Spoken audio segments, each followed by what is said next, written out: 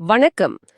இன்னைக்கு நம்ம கொஞ்சம் ஆழமா பார்க்க போற ஒரு விஷயம், நீங்க எங்க கூட பகிர்ந்துகிட்ட வள்ளலாரோட ஒரு 4 வரி பாடல் தான். ஆமா. பார்க்கறதுக்கு ரொம்ப சின்னதா இருந்தாலும், இதுக்குள்ள சுய பரிசோதனை, ஆன்மீக பணிவுன்னு ஏகப்பட்ட ஆழமான விஷயங்கள் இருக்கு. நிச்சயமா. எப்படி இவ்ளோ பெரிய தத்துவத்தை வெறும் 4 வரியில அடக்க முடிஞ்சது? அதத்தான் நாம இன்னைக்கு அலச போறோம். முதல்ல அந்த முழு பாடலையும் ஒரு தடவை கேட்டுடுவோம். எழுவினும் வலிய மனத்தினேன் மலஞ்சார் ஈயினும் நாயினும் இழிந்தேன் புழுவினும் சிறியேன் பொய் விழைந்து உழல்வேன் புன்மையேன் புலைத்தொழிற் கடையேன் வழுவினும் பெரியேன் மடத்தினும் பெரியேன் மாண்பிலா வஞ்சக நெஞ்ச குழுவினும் பெரியேன் அம்பல கூத்தன் குறிப்பினுக் கென்கடவேனே. ம். இந்த பாடல தடவை கேட்கும்போது இது ஏதோ ஒரு விரக்தியோட வெளிப்பாடு மாதிரி தெரியலாம். ஆனா உண்மையில இது ஒரு ஆழமான ஆன்மீக ஒப்புதல் வாக்குமூலம். ஒப்புதல் வாக்கு மூலமா? ஆனா இதுல இருக்கிற ஒவ்வொரு வார்த்தையும் ரொம்ப கவனமா ஒரு தீவிரமான உணர்ச்சி நிலையும் தத்துவத்தையும் சொல்றதுக்காகவே தேர்ந்தெடுக்கப்பட்டிருக்கு. இது வெறுமனே தன்னைத்தானே திட்டிக்கிற சுய பச்சாதாபம் இல்ல, அதுக்கு மேல ரொம்ப ஆழமான ஒரு விஷயம். சரி, வாங்க இத வரி வரியா பிரிச்சு பாப்போம்.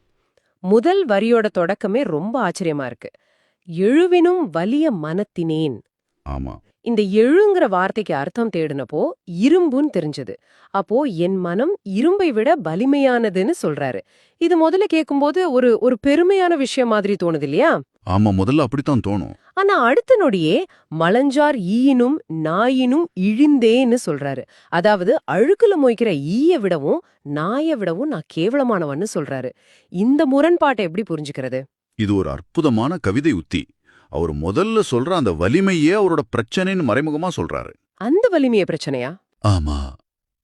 இங்கே பிரச்சனை பலவீனமான மனம் இல்லை, மாறாக தடம் புரண்டு போன ஒரு பிடிவாதமான வலிமையான மனம்தான்.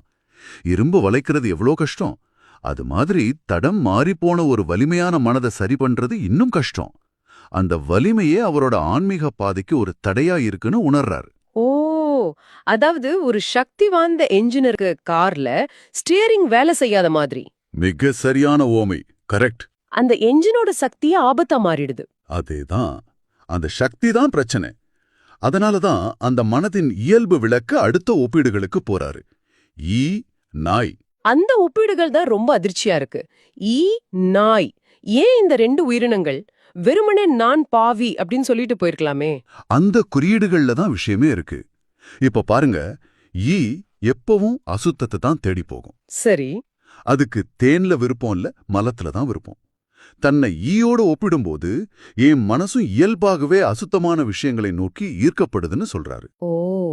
நாய் சில சூழல்கள்ல நன்றியுள்ள பிராணியா பார்க்கப்பட்டாலும் இங்கே இழிவான தெருவுல தெரிகிற ஒரு உயிரினமா உருவகப்படுத்தப்படுது. அவர் வெறுமனே நான் கெட்டவன்னு சொல்லல. அப்போ என் இயல்பே அசுத்தத்தை நாடுவதாகவும் என் நிலை இழிவானதாகவும் இருக்குன்னு சொல்றாரு. இது அவர் செஞ்ச தப்பை விட அவரோட அடிப்படை சுபாவத்தை பத்தின ஒரு ஆழமான விமர்சனம். ஓ, இது ரொம்பவே ஆழமா இருக்கு. இன்னைக்கு நாம வாழற இந்த ஹசில் கல்ச்சர் உலகத்துல மன உறுதியோட பிடிவாதமா இருக்கணும்னு எல்லாரும் சொல்றாங்க. ஆனா வள்ளலார் அந்த மன உறுதியே சரியான வழிகாட்டுதல் இல்லைன்னா நம்மளோட பெரிய சிறைச்சாலைன்னு அப்பவே எச்சரிக்கிற மாதிரி இருக்கு. நிச்சயமா. அந்த எச்சரிக்கை தான் முதல் வரியோட சாராம்சம். இந்த ஈ, நாய் ஒப்பீடுகள்லயே ஒரு ஆழமான சுய வெறுப்ப பார்க்க முடியுது. ஆனா அவர் அதோட நிறுத்தல. அடுத்த வரியில இதை விடவும் கீழ்நிலைக்கு தன்னை இட்டு செல்கிறார் இல்லையா? ஆமா. அடுத்த வரி, புழுவினும் சிறியேன் பொய் விழைந்து உழல்வேன் புன்மையேன் புலைத்தொழிற் கடையேன். இங்க பாருங்க, ஈ நாயிலிருந்து இப்ப புழுக்கு வர்றாரு. அந்த உயிரினங்களையாவது கண்ணால பார்க்க முடியும். புழு மண்ணோட மண்ணா, கண்ணுக்கே தெரியாத ரொம்ப அற்பமான ஒரு உயிரினம். தன்னோட முக்கியத்துவமின்மையை, பயனற்ற தன்மையை இதை விட ஆழமா சொல்ல முடியாது. அதோட பொய் விழைந்து உழல்வேங்கிற சொற்றொடர் கவனிக்க வேண்டியது. பொய் சொல்வேன்னு சொல்லல. ஆமா. பொய் விழைந்து, அதாவது பொய்ய விரும்பி உழல்வேன்னா அதிலே அலைஞ்சு திரிவேன்னு சொல்றாரு. மிகச்சரி. இது ஏதோ ஒரு சந்தர்ப்பத்துல சொல்ற பொய் இல்லை. இந்த உலக வாழ்க்கை, இந்த மாயையெல்லாம் உண்மைன்னு நம்பி அதையே விரும்பி அதுக்குள்ளேயே சுத்தி சுத்தி வர்றதுதான் குறிக்குது. அப்போ நிலையற்ற ஒன்றை உண்மைன்னு நம்பி வாழ்ற அந்த வாழ்க்கை முறையே பொய்ன்னு சொல்றாரா? ஆமா, அதேதான் சொல்றாரு.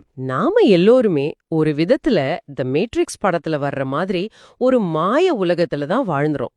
ஆனா இங்க வள்ளலார் அந்த மாயைய விரும்பி ஏத்துக்கிட்டு அதுக்குள்ளேயே உழல்றதா தன்னைத்தானே குற்றம் சாட்டிக்கிறாரு. ஆமா. அதுக்கப்புறம் வர்ற வார்த்தைகளும் ரொம்ப கடுமையானவை.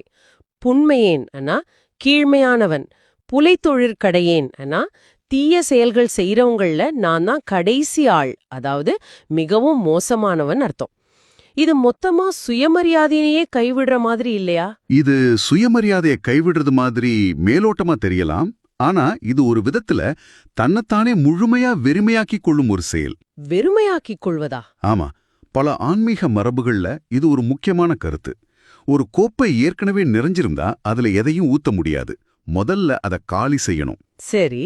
அதுபோல இறைசக்தியால ஒருத்தர் நிரப்பப்படணும்னா முதல்ல அவர் தன் நான் என்னுடையதுங்கிற அகங்காரத்தை முழுமையா துறந்து உள்ளுக்குள்ள ஒரு வெற்றிடத்தை உருவாக்கணும். ஓ, அப்போ இது குற்றங்களின் பட்டியல் இல்ல, இது ஒரு ஆன்மீக காலி செய்தல்.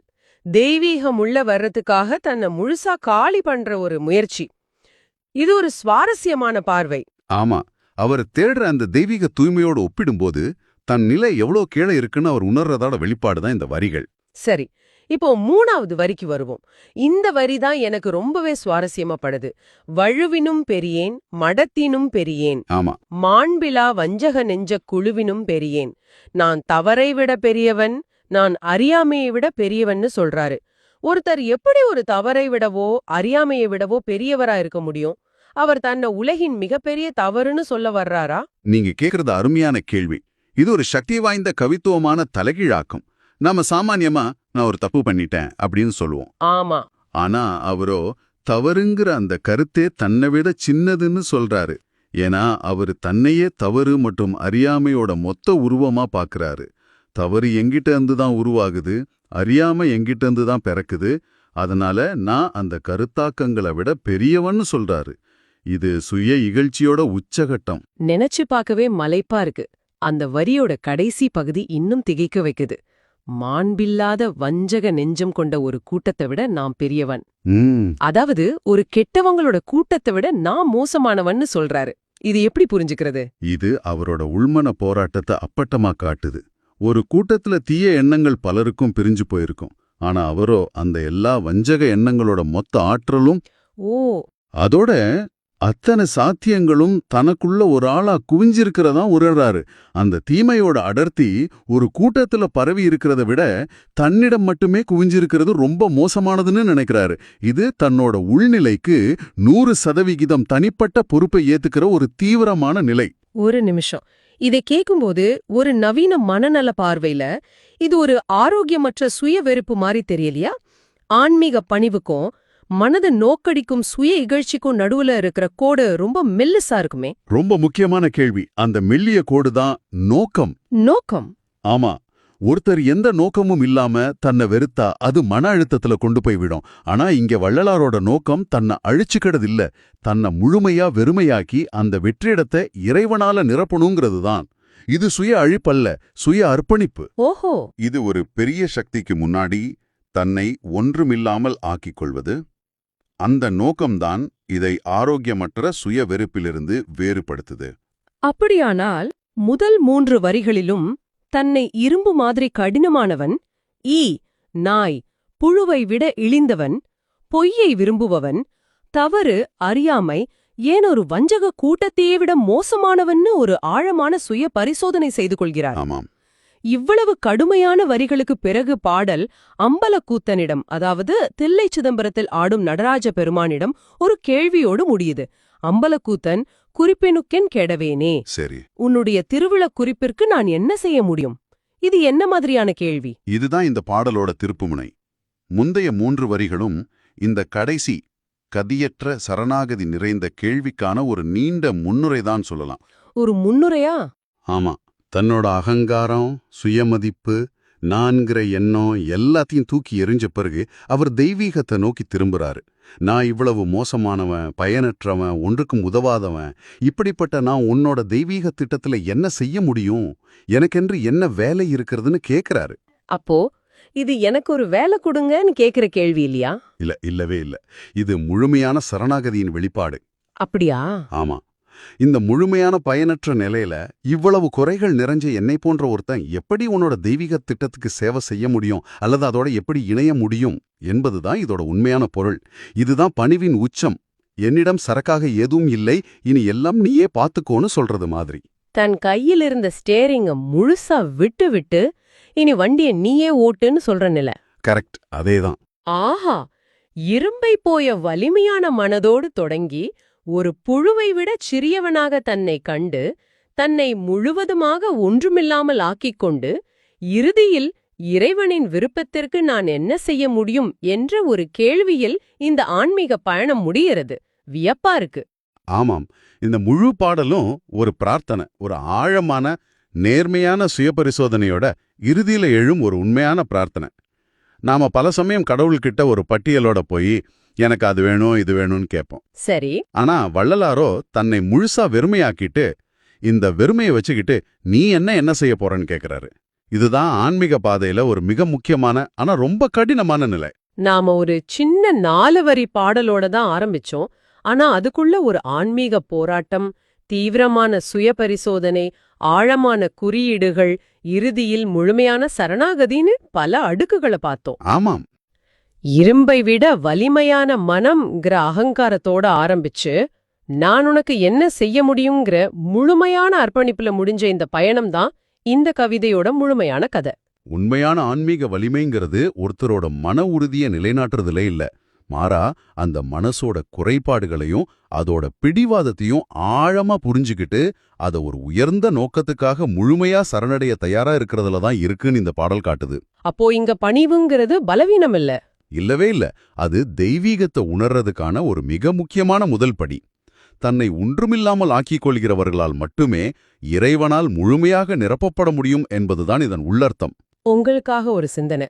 நாம இன்னைக்கு தன்னம்பிக்கையும் சுய முன்னேற்றத்தையும் நம்மளோட பர்சனல் பிராண்ட உருவாக்கிக் கொள்வதையும் ஊக்குவிக்கிற ஒரு உலகத்துல வாழ்றோம்.